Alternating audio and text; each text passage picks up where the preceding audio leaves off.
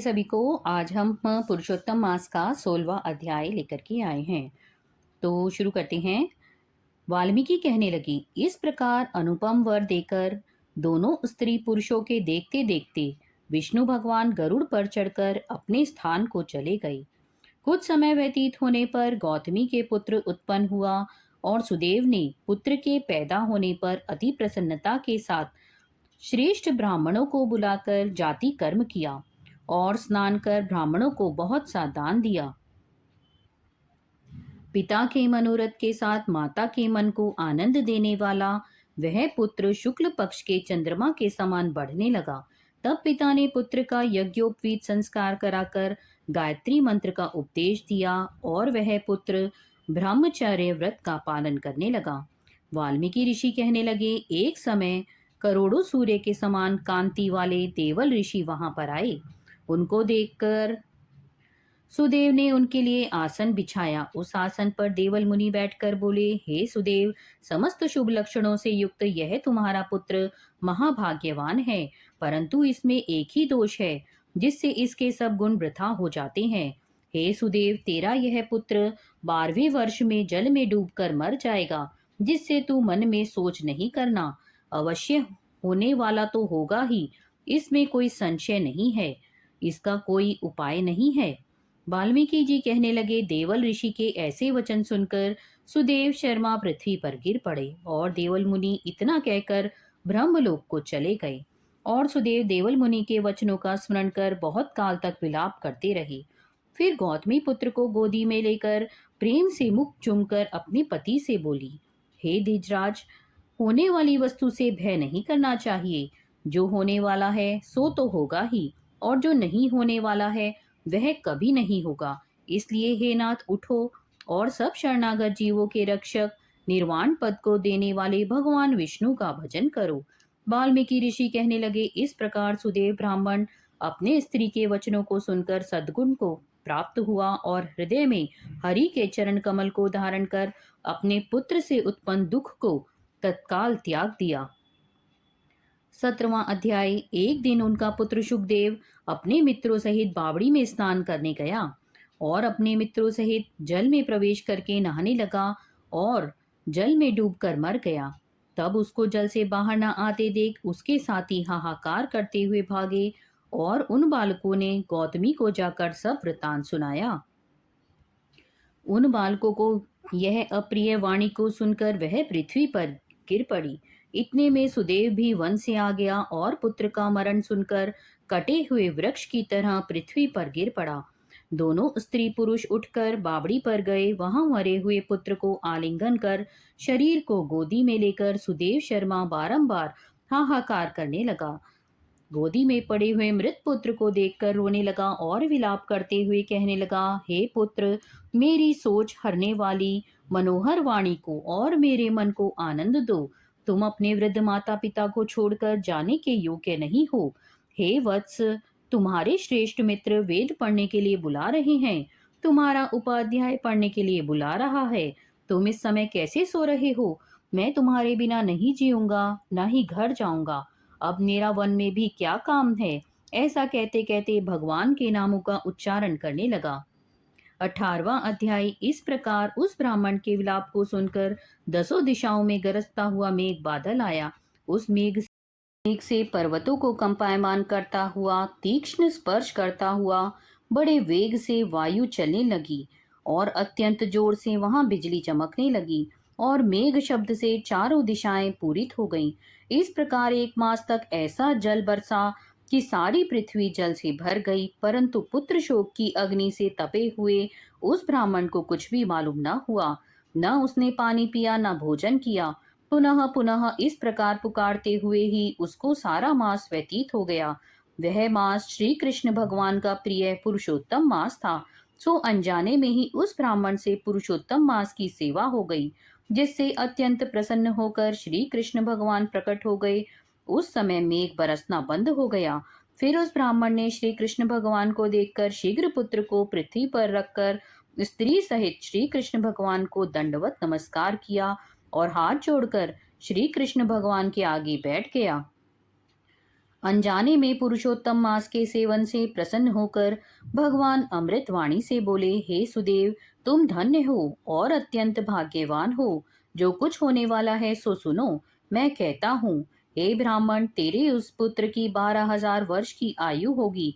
हे द्विजोत्तम, तुमको सुख देने वाला होगा, इसमें कोई संदेह नहीं है। मैंने प्रसन्न होकर तुझको पुत्र दिया।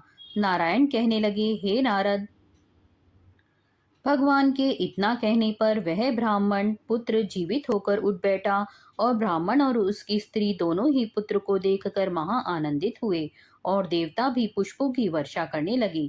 शुकदेव ने उन दोनों माता पिता तथा श्री हरि को नमस्कार किया और गरुड़ भी पुत्र सहित ब्राह्मणों को देखकर अत्यंत प्रसन्न हुआ।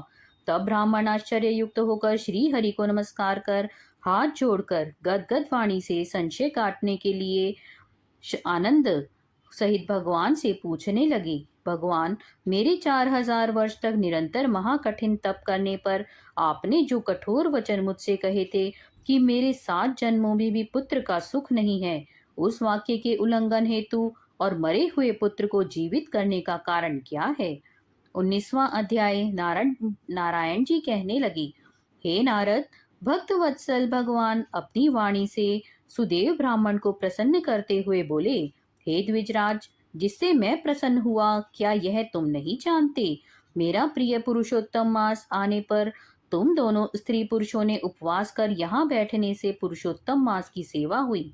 एक बार वेद में कहे गए साधनों को और दूसरी ओर पुरुषोत्तम मास के सेवन को जब ब्रह्मा जी तोलने लगे तो वेदोक्त साधन बहुत हल्के निकले और पुरुषोत्तम मास सेवन व्रत भारी हुआ। इसीलिए संसार में पुरुषोत्तम मास अधिक पूज्य और मान्य है। जो मनुष्य का जन्म लेकर श्री पुरुषोत्तम मास में जब तप स्नान दान आदि नहीं करते हैं वे जन्म जन्मांतर में दरिद्र होते हैं।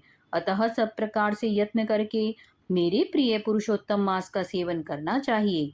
जो पुरुषोत्तम मास की सेवा करेगा वह भाग्यवान धन्य होकर मुझको प्राप्त होगा। श्री नारायण बोले, इस प्रकार हे मुने, जगदीश्वर कृष्ण भगवान ऐसा कहकर तत्काल गरुड़ पर चढ़कर अत्यंत पवित्र बैकुंठ लोक को चले गए। स्त्री सहित सुदेव ब्राह्मण मृत प्राय होकर फिर जीवित हो गए और सुखदेव को देखकर रात दिन अत्यंत हर्षित होते रहे और कहने लगे कि यह अत्यंत आश्चर्य की बात है कि ऐसा मास कहीं भी न देखा न सुना। इस प्रकार आश्चर्य युक्त होकर वे सुदेव ब्राह्मण अत्यंत श्रद्धा युक्त होकर पुरुषोत्तम मास का सेवन करने लगा। ऋषि वाल्मीकि कहते हैं, वहीं तुम राजा दृढ़धनवा विख्यात हुए। हे राजन, पुरुषोत्तम मास के सेवन से संपूर्ण ऋषियों के भोगने वाले हुए। हे राजन, जो तुमने मुझसे पूछा था सो मैंने सब तुमको बतलाया और पूर्व जन्म में जो सुखदेव तुम्हारा पुत्र था वही तोता था। हरि ने उसको जिलाया और सुखदेव नाम से विख्यात हुआ।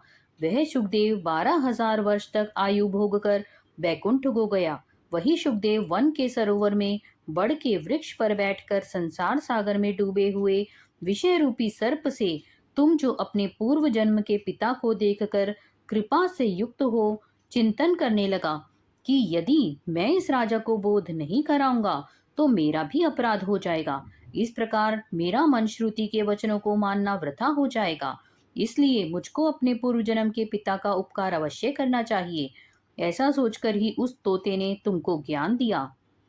20वां अध्याय। सूत जी कहने लगे, नारायण के मुख से दृढ़धनवा के पूर्व जन्म के वृतांत को सुनकर नारद जी श्री नारायण से फिर पूछने लगे, हे तपोनिधे राजा दृढ़धनवा फिर वाल्मीकि ऋषि को क्या कहने लगे, सो आप कृपा करके मुझसे कहिए। श्री नारायण बोले, हे नारद, राजा दृढ़धनवा वाल्मीकि ऋषि से कहने लगा, हे मुने, यह मोक्ष देने वाला पुरुषोत्तम मास व्रत कैसे करना चाहिए और किसकी पूजा करनी चाहिए और इसकी विधि क्या है, सो आप कृपा करके सब लोगों के हित के लिए मुझसे कहिए।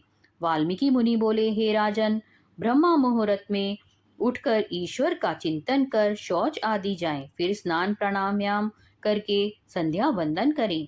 जब तक सूर्य का दर्शन न हो गायत्री का जप करते रहें, फिर सूर्य मंत्रों से सूर्य को अर्घ्य देवें और सायंकाल अपने पैरों तथा भूमि को नमस्कार करें। फिर यस्य स्मृत्या इस मंत्र से प्रार्थना करें, जो ब्राह्मण श्रद्धा से विधि पूर्वक संध्या करता है, उसको तीनों लोकों में कुछ भी कठिन नहीं है। यह सब कृत्य दिन में पूर्व भाग का है। इस प्रकार नित्य कर्म करके हरि का पूजन आरंभ करें। फिर स्त्री पुरुष शुद्ध हो वाणी को एकाग्र करके शुद्ध गोल व चकोर गोबर से लिपी हुई भूमि पर वृत्त सिद्धि के लिए चावलों से 8 दल वाला कमल बनाएं। फिर स्वर्ण चांदी अथवा तांबे या मिट्टी का नवीन छिद्र रहित शुद्ध कलश उस मंडल के ऊपर स्थापित करें। फिर उस कलश में तीर्थ का जल भर दें। इस प्रकार कलश स्थापन कर उसमें सब तीर्थों का आवाहन करें। गंगा गोदावरी कावेरी सरस्वती मेरी शांति के लिए पापों का नाश करने के लिए आओ। फिर कलश को मंत्रों से गंध अक्षत नैवेद्य और ताजे पुष्पों से पूजकर कलश के ऊपर पीले वस्त्रों से लपेटा हुआ तांबे का पात्र रख दें। फिर उस पात्र के ऊपर राधा कृष्ण की मूर्ति स्थापित करें। फिर भक्ति युक्त हो विधि से पूजन करें। यहाँ पर 20वां अध्याय पूर्ण होता है।